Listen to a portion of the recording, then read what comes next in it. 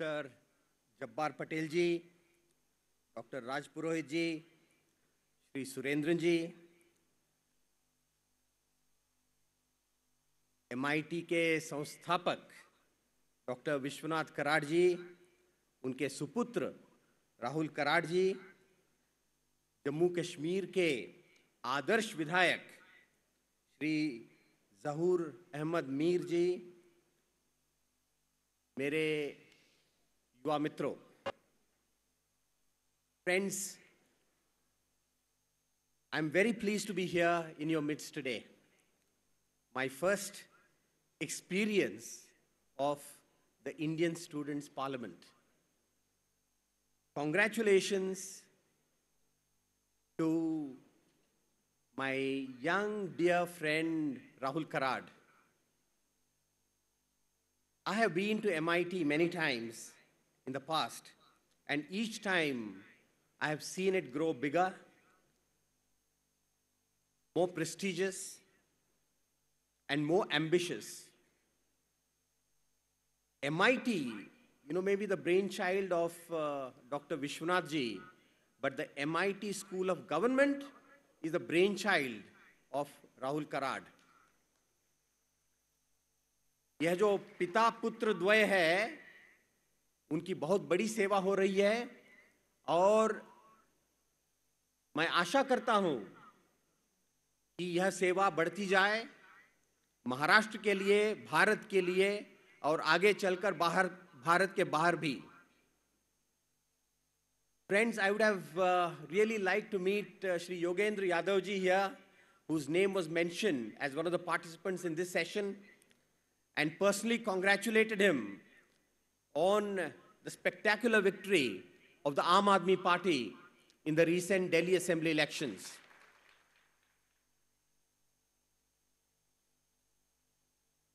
All of you will agree with me that the Aam Aadmi Party has administered a shock treatment to Indian political parties, established political parties and established politics. This shock treatment was much needed, and we only hope that the hope and expectations generated by the Aam Aadmi Party will be realized by the party itself in the coming months, and we also hope that the traditional established parties will learn the right lesson. But in his absence, we have Dr. Jabbar Patel ji.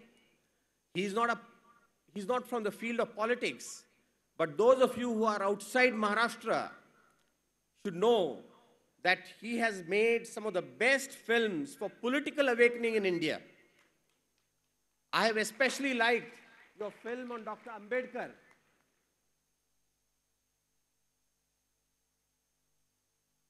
Friends, this school, the MIT School of Government, trains young students to become future leaders of India in politics, in government.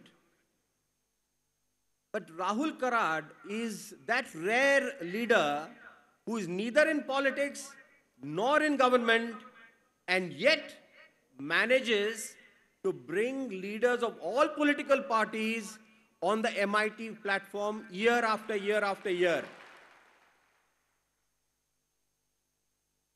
I describe the MIT School of Government as India's largest coalition. In New Delhi, you will never find the BJP coming closer to the UPA or the Congress coming closer to the NDA. But on the MIT platform, Rahul Karad has brought BJP, Congress, Communists, Left Front, Democratic Front, all of them together on a common platform. It's not a mean achievement, friends.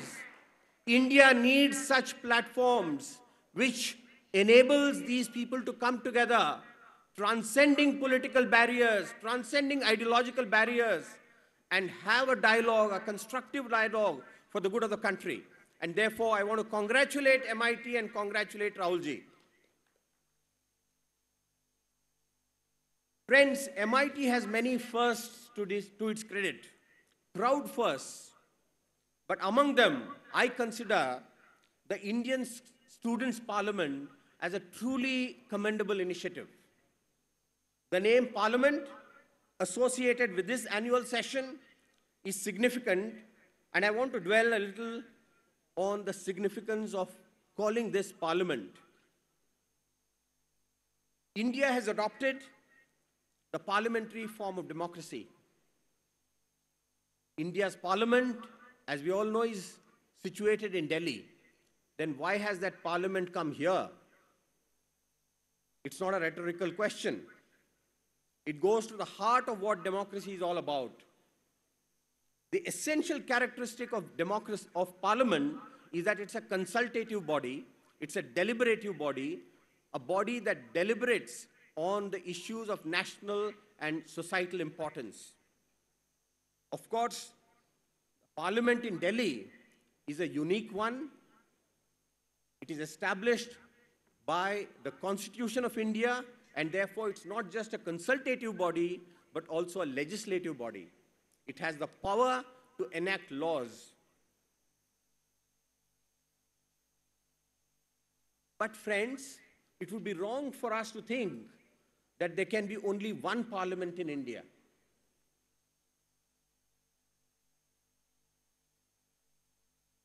Lok Sabha तो एक ही हो सकती है, लेकिन लोगों की सभा, जनसभा, ये तो अनेक हो सकती है और होनी भी चाहिए।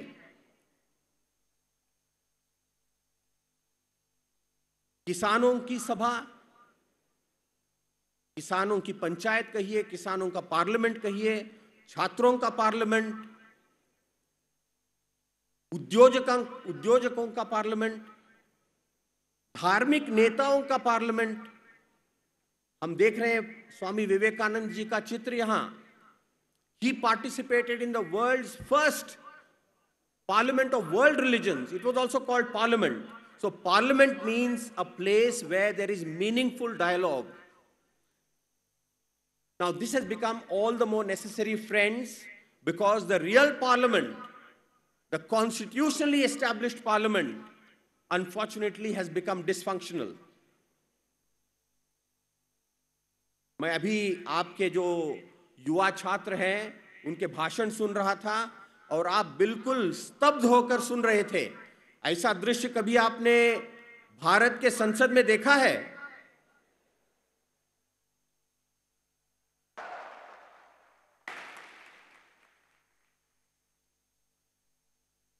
भारत के संसद में तो केवल हम वॉकआउट, बॉयकॉट, एडजर्नमेंट्स यही देखते रहते हैं।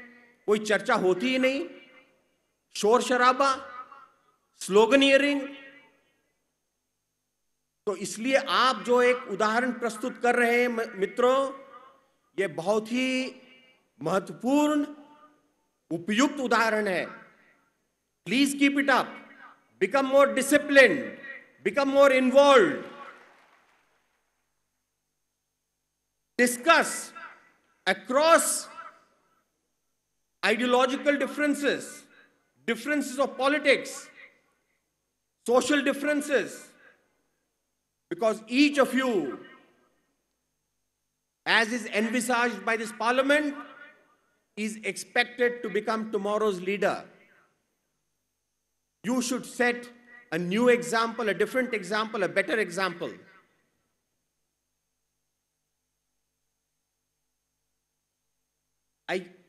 I must confess, friends, that this is the first time that I'm addressing such a large gathering of India's best, brightest, most idealistic students.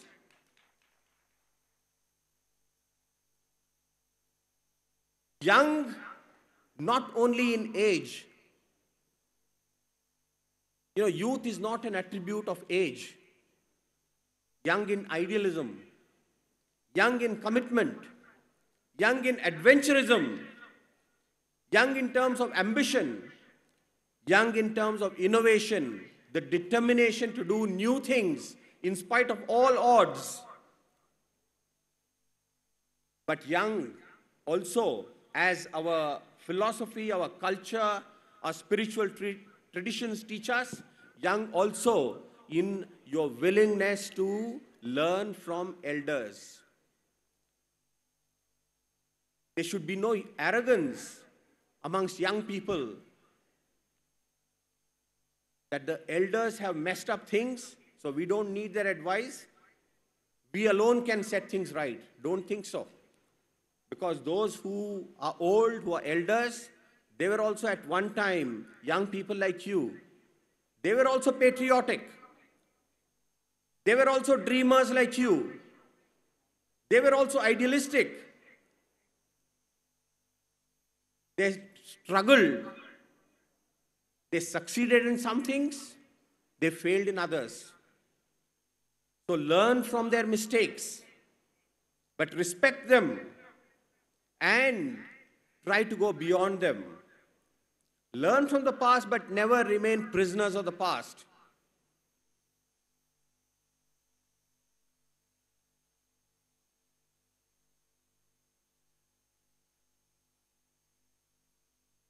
And I would like to urge you, friends, to especially reflect upon this question: why is our democracy in a bad shape?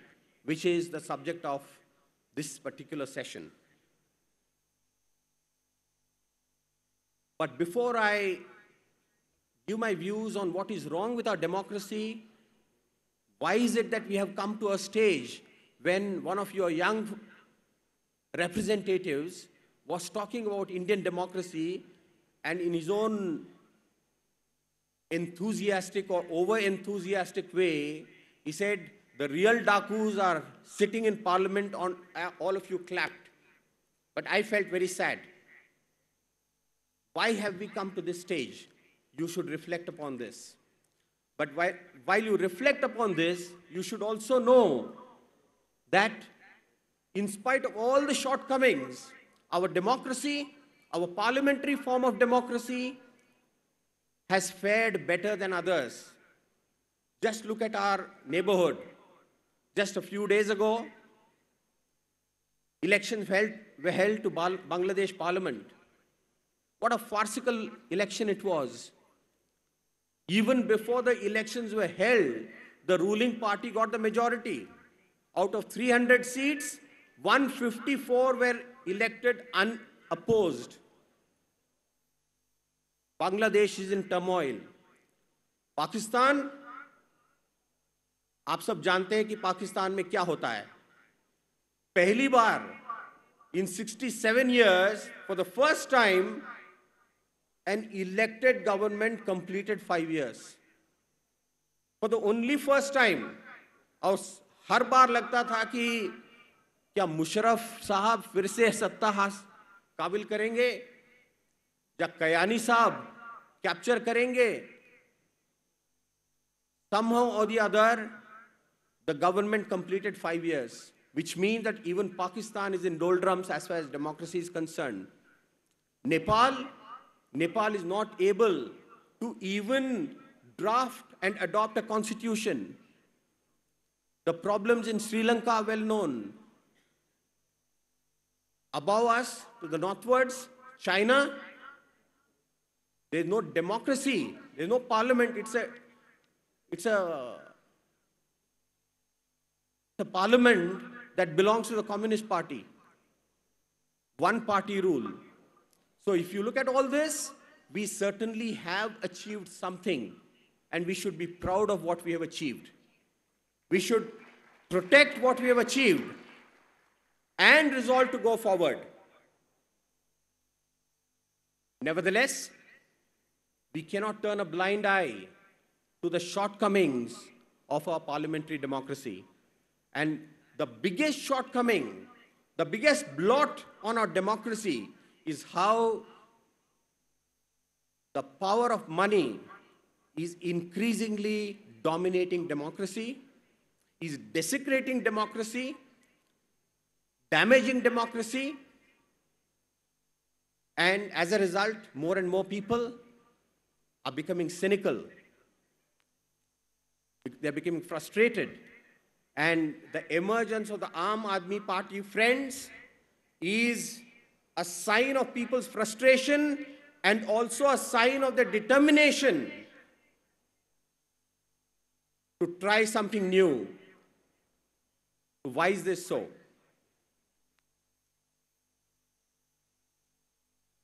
Rahul ji has told me that we should not only talk about the problems, but also focus on solutions. I have a few ideas, but before I come to that, friends, I want to tell you, I was one point of time, for a fairly long time, I was an activist of the BJP. I'm not with the BJP anymore. I'm not with any party anymore. But with some experience of politics, I want to tell you, this is my advice to you. Please don't get carried away by any wave. Be objective. Be critical. When you look at all the political parties, don't just blindly accept what the leaders are saying. Because corruption, the influence of money power on politics is something that has plagued the entire political system. मित्रों, जब मेरे बारे में एक छोटा सा film दिखाया गया, उसमें एक बात का उल्लेख नहीं था।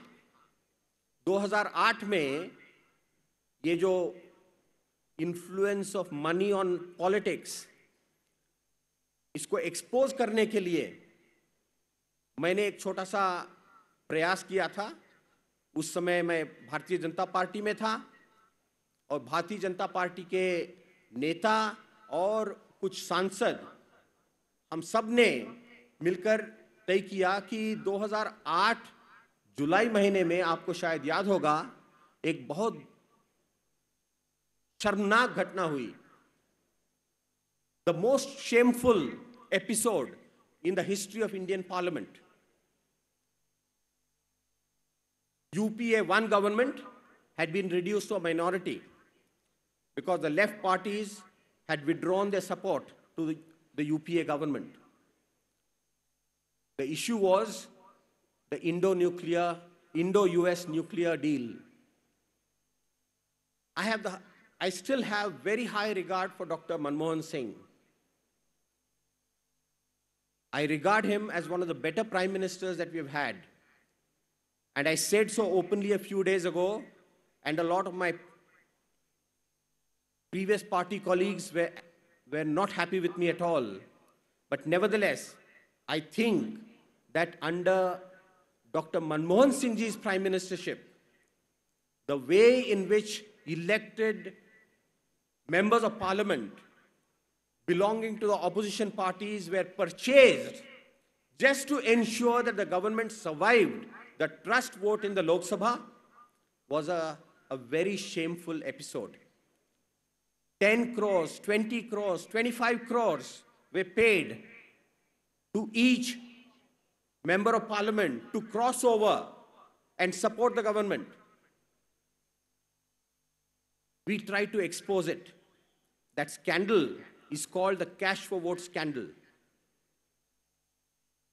For my role in it, मुझे तिहार का सुख भोगना पड़ा। मैं 2 महीने तिहार जेल में रहा, लेकिन मुझे कोई अफसोस नहीं, because I really thought that I had done the right thing, and going to jail for doing the right thing actually enlightened me and educated me more on the realities of Indian politics. And also on the realities of our criminal justice system. What happens in Indian jails? What happens to common people, common prisoners, who spend years and years and years in jail without even the trial beginning? I have seen all this firsthand. But I don't blame only the Congress party for this. Around the same time that the cash for votes happened, a different kind of a cash for votes was enacted by the BJP. Karnataka में आप लोगों को पता होगा कि operation कमल, मालूम है आपको? एक सरकार थी, उन्हें पूरा बहुमत नहीं मिला था. It had emerged as the largest party in the assembly, but there was always the danger of the government collapsing, and therefore the then chief minister and others, they planned something called Operation Kamal. What did it mean? It meant that MLAs belonging to the opposition parties were paid huge sums of money, made to resign, and then contest midterm elections on the ticket of the BJP and get elected, and thereby they converted their minority into majority. This was also cash for votes of a different kind. I am saying this, friends, just to tell you that corruption in the Indian political system is not the monopoly of any one party. Some are more corrupt, some are less corrupt. Just this afternoon, I was talking to a former student of the MIT School of Government, a young student for whom I have great admiration.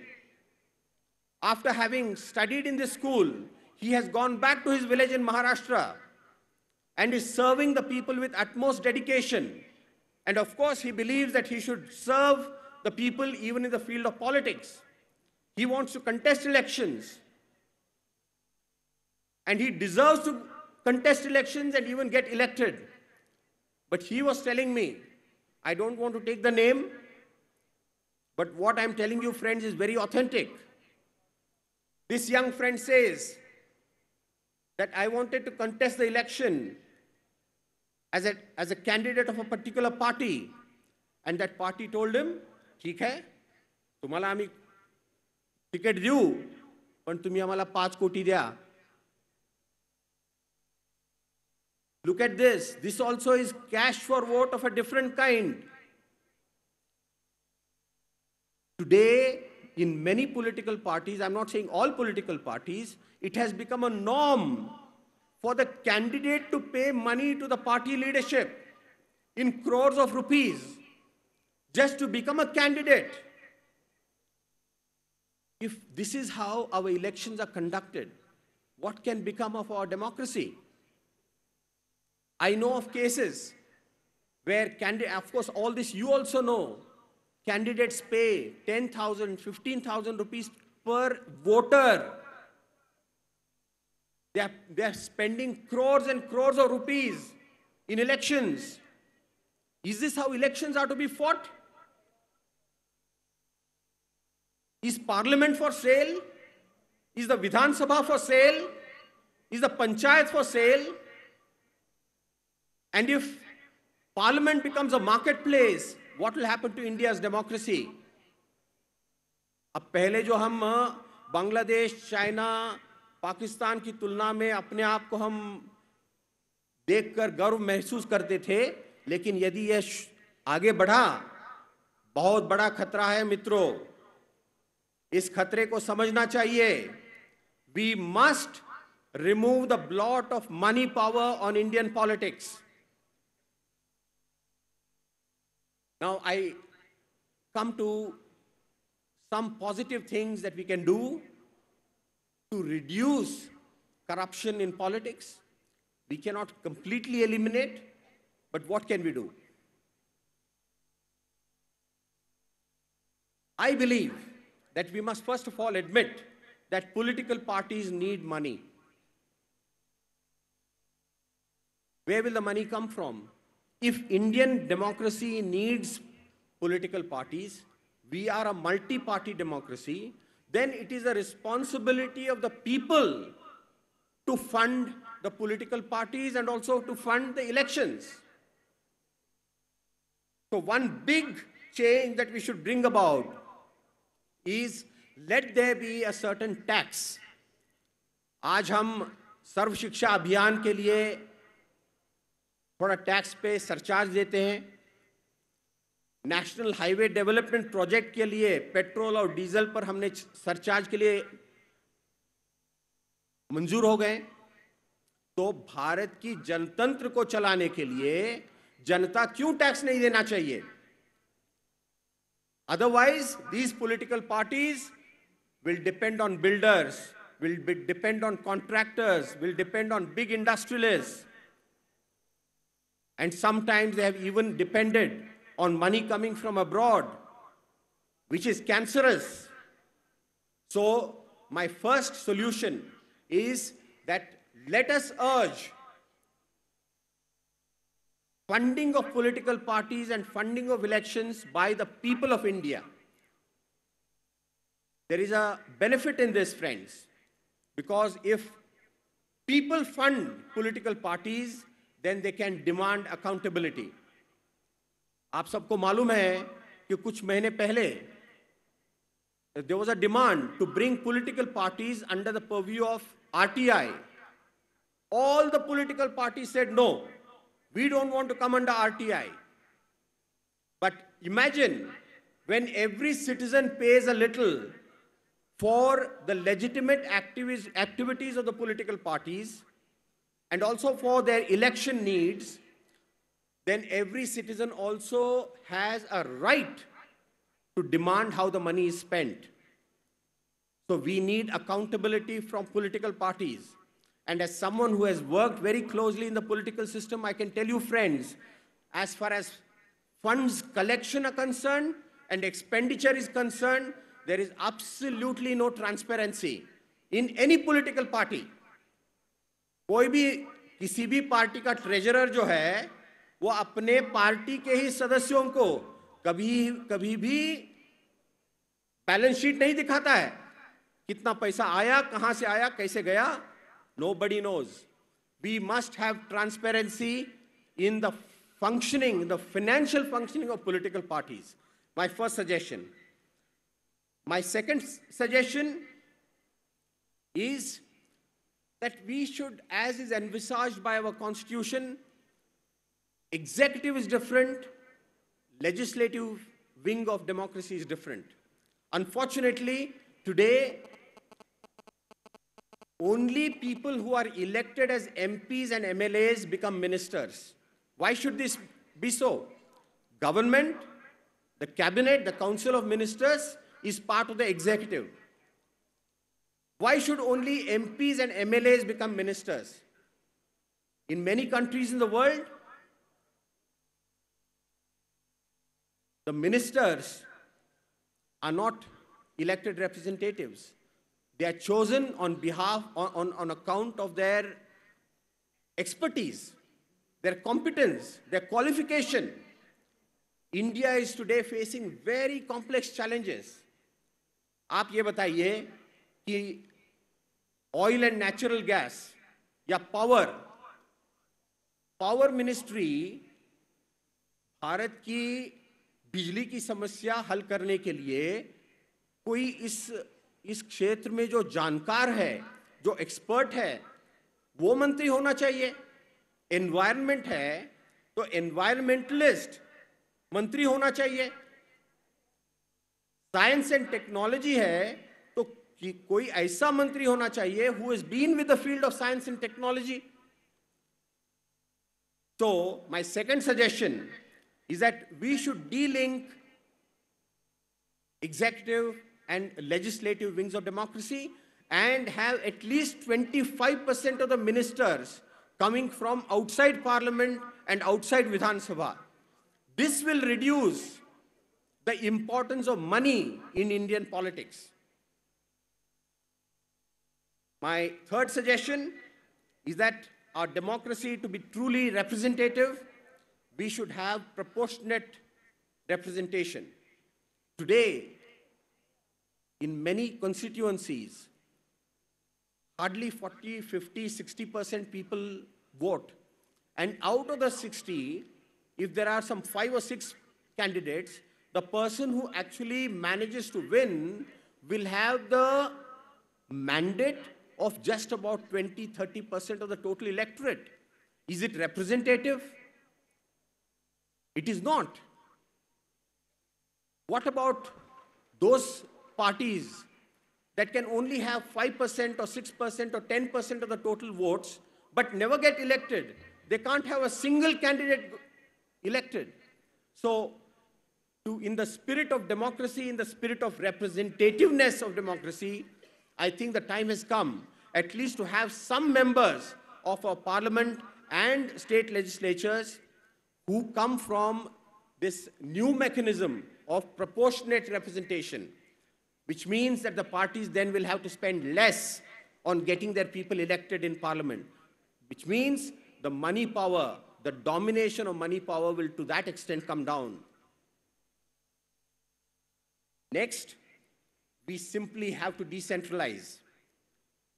मैं देख रहा हूं कि सबसे जो हमारे महापुरुष उनके चित्र हैं, बीचों बीच है महात्मा गांधी.